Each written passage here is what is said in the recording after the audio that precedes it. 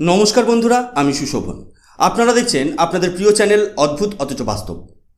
ভারতের পক্ষে এমন এক ঐতিহাসিক ঘটনা ঘটে গেছে যা গ্লোবাল ট্রেড আর আন্তর্জাতিক সমুদ্রপথের পুরো সমীকরণটাই বদলে দিয়েছে। যে ভারতকে বছরের পর বছর ধরে কোটি কোটি ডলারের ক্ষতি সয়ে বিদেশি বন্দরের ওপর নির্ভর করে থাকতে হতো, সেই ভারত এখন স্বাবলম্বী। সমুদ্র বাণিজ্যে তৈরি হয়ে গেছে এক নতুন ইতিহাস। 18ই আগস্ট ভারতের সমুদ্র সীমানার সূচনা হয়ে গেল এক নতুন যুগের। কেরালার ভিজিঞ্জাম আন্তর্জাতিক সমুদ্র বন্দর এখন আনুষ্ঠানিকভাবে এবং পুরোপুরি 100% সক্রিয়। যে বন্দর এতদিন শুধু ট্রান্সশিপমেন্টের দায়িত্ব সামলাচ্ছিল, তা এখন আন্তর্জাতিক এক্সপোর্ট এবং ইম্পোর্ট অর্থাৎ এক্সিম অপারেশন শুরু করে দিয়েছে। ভারত এখন সমুদ্র বাণিজ্যের এই বিশেষ পরিকাঠামোয় বিশ্বের শীর্ষস্থানে উঠে দাঁড়িয়েছে। কিন্তু এখানেই প্রশ্ন ওঠে, কেন এই সামান্য এক পোর্টের পূর্ণাঙ্গ সূচনা বিশ্ব রাজনীতির বড় বড় পরাশক্তিগুলোকে চিন্তায় ফেলে দিল? কেন চীনের তৈরি কলম্বো পোর্ট কিংবা সিঙ্গাপুরের মতো বিখ্যাত ট্রেডিং হাবগুলো এখন ভারতের এই পদক্ষেপ দেখে নিজেদের ভবিষ্যৎ নিয়ে দুশ্চিন্তা করছে? আর সবচেয়ে বড়, আমাদের দেশের সাধারণ ব্যবসায়ী, সাধারণ নাগরিক এবং সামগ্রিক অর্থনীতিতে এই একটা বন্দরের চালুর ফলে কি বিরাট প্রভাব পড়তে চলেছে? কিভাবে ভারত এক ধাক্কায় বাঁচিয়ে দেবে হাজার হাজার কোটি টাকার বৈদেশিক মুদ্রা? আজকের এই বিশেষ নিউজে আমরা ভারতের এই অসামান্য সাফল্যের পুরো বাস্তব চিত্র অত্যন্ত সহজ এবং সরল ভাষায় বুঝে নেব। ভিডিওটি শেষ পর্যন্ত দেখুন, কারণ আজকের বিশ্লেষণ আপনাকে একজন গর্বিত ভারতীয় হিসেবে নতুন করে ভাবতে শেখাবে। মূল বিশ্লেষণে যাওয়ার আগে দেখে নেওয়া যাক এই অঞ্চলের আসল সারসংক্ষেপটা ঠিক কী।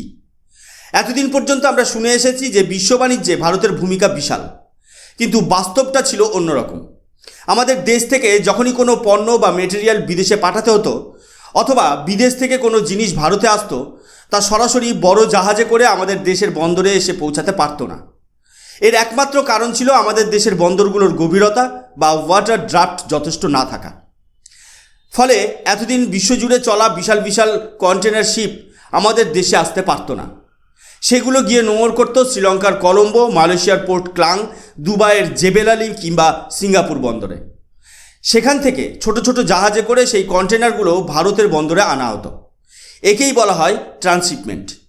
কিন্তু গতকাল 18ই আগস্ট কেরালার নতুন মুখ্যমন্ত্রী এবং প্রশাসনিক কর্তারা ভিজিঞ্জাম বন্দর থেকে প্রথম official export cargo flag of করে বিশ্বকে জানিয়ে দিলেন, ভারতের দিন বদলে গেছে।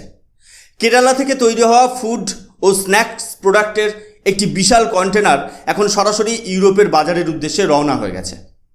স্ক্রিনে আপনারা দ্য ইকোনমিক টাইমসের এই খবরটি দেখতে পাচ্ছেন।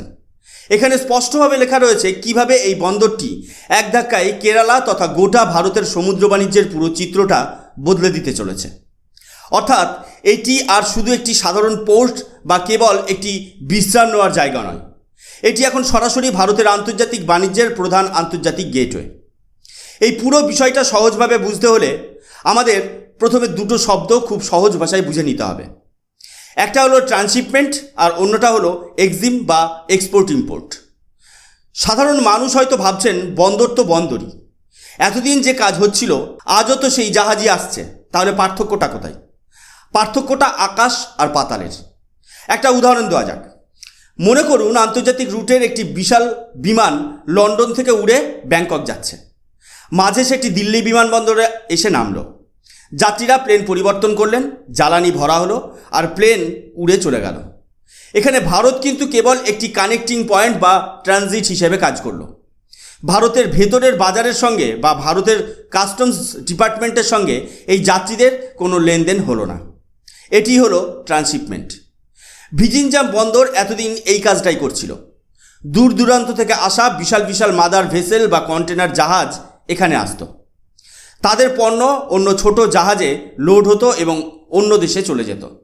কিন্তু এখন পরিস্থিতি সম্পূর্ণ আলাদা। এখন কোনো বিদেশি জাহাজ যদি সরাসরি ভিজিঞ্জামে এসে থামে, তবে সেই জাহাজের কন্টেনারগুলো সরাসরি ভারতীয় জমিতে নামবে। ভারতের কাস্টম টিম সেগুলোকে ক্লিয়ারেন্স দেবে, ভারত সরকার তার রাজস্ব পাবে, আর সরাসরি ভারতীয় ট্রাকে করে সেই কন্টেনার চলে যাবে দেশের বিভিন্ন শিল্পাঞ্চলে, ফ্যাক্টরিতে বা বাজারে। ঠিক একইভাবে আমাদের দেশীয় কারখানাগুলোতে তৈরি জিনিসপত্র সরাসরি এখান থেকেই বড় জাহাজে উঠে সরাসরি আমেরিকা, ইউরোপ বা আফ্রিকার উদ্দেশ্যে পাড়ি দেবে। মাঝপথে কলম্বো বা সিঙ্গাপুরে গিয়ে কোনো বাড়তি কাস্টমস চার্জ বা বাড়তি সময় নষ্ট করতে হবে না। আপনারা ইন্ডিয়া টুডের এই আর্টিকেলের দিকে নজর দিন। তাদের হেডলাইনে স্পষ্ট উল্লেখ করা হয়েছে যে কিভাবে ভারত এতদিন তার নিজস্ব কন্টেনারের প্রায় 75% বিদেশি বন্দরের মাধ্যমে ঘুরিয়ে আনত, আর কিভাবে এখন ভিজিনজাম পোর্ট পূর্ণাঙ্গ এক্সপোর্ট ইম্পোর্ট চালু করে ভারতকে বিশ্বের ট্রেড ম্যাপে 1 নম্বর স্বাবলম্বী জায়গায় পৌঁছে দিচ্ছে।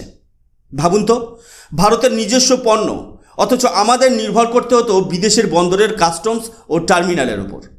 ভারত সরকার যে সুদূরপ্রসারী অর্থনৈতিক ও সামরিক দৃষ্টিভঙ্গি নিয়ে কাজ করছে, এটি তারই একটি মাস্টার স্ট্রোক।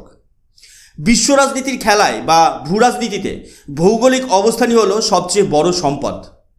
ভারত মহাসাগরে ভারতের অবস্থান এমনিতেই অত্যন্ত গুরুত্বপূর্ণ, কিন্তু ভিজিনজাম বন্দরের ভৌগোলিক অবস্থান যেন ভারতের হাতে এক ব্রহ্মাস্ত্র তুলে দিয়েছে। পৃথিবীর পূর্ব ও পশ্চিমের মধ্যে সংযোগকারী প্রধান সমুদ্রপথ বা গ্লোবাল শিপিং লেন থেকে ভিজিনজাম বন্দরের দূরত্ব মাত্র 10 নটিক্যাল মাইল। আন্তর্জাতিক রুটে যাতায়াতকারী যে কোনো বড় জাহাজ সামান্য একটু দিক পরিবর্তন করলেই এই বন্দরে পৌঁছে যেতে পারে। এর জন্য জাহাজগুলোর অতিরিক্ত জ্বালানি বা সময় কোনোটাই অপচয় হয় না। দ্বিতীয়ত, ভিজিনজাম হলো একটি ন্যাচারাল ডিপ ওয়াটার পোর্ট। এখানে জলের স্বাভাবিক গভীরতা প্রায় 18 থেকে 20 মিটার এবং কোনো কোনো অংশে এটি 24 থেকে 28 মিটার পর্যন্ত গভীর।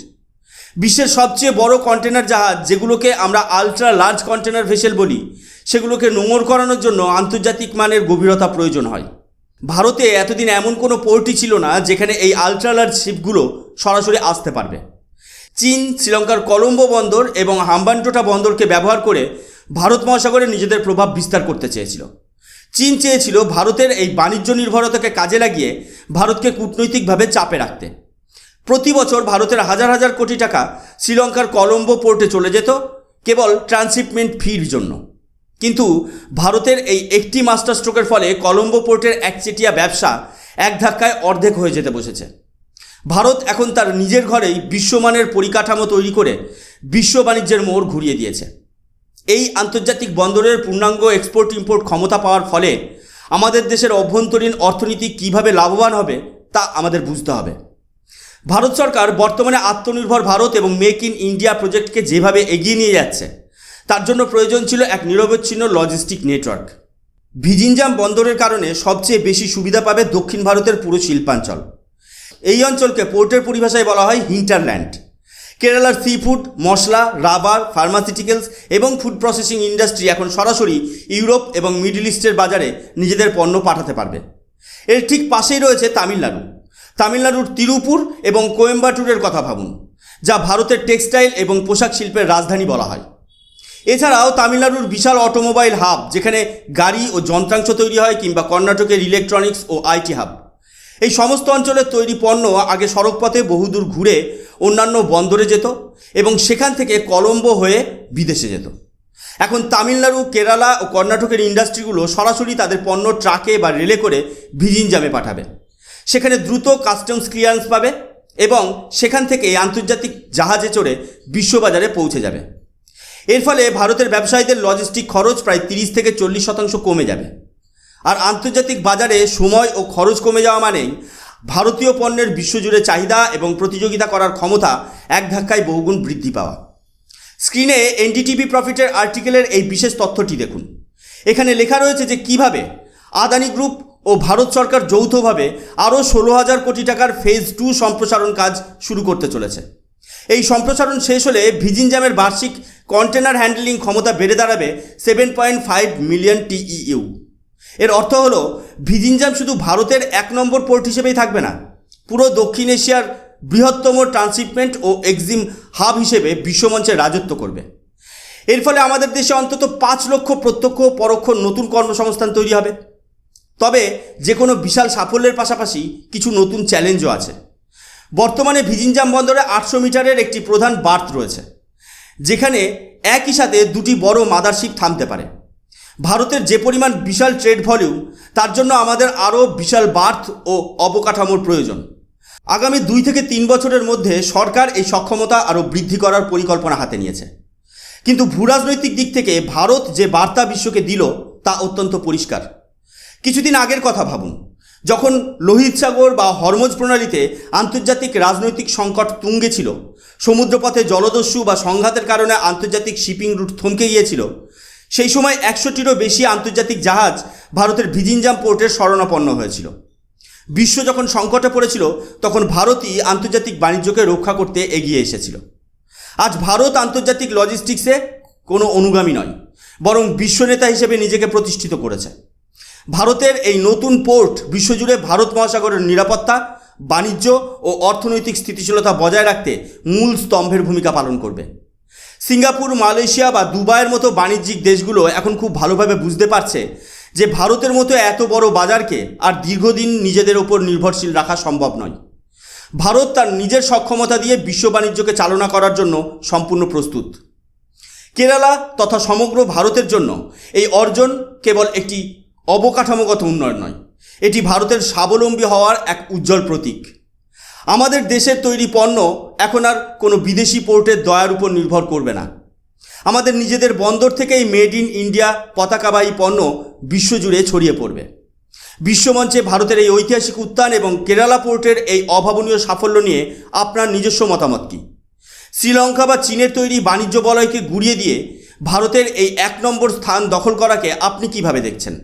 আপনার গুরুত্বপূর্ণ মতামত অবশ্যই নিচে কমেন্ট বক্সে লিখে জানাবেন।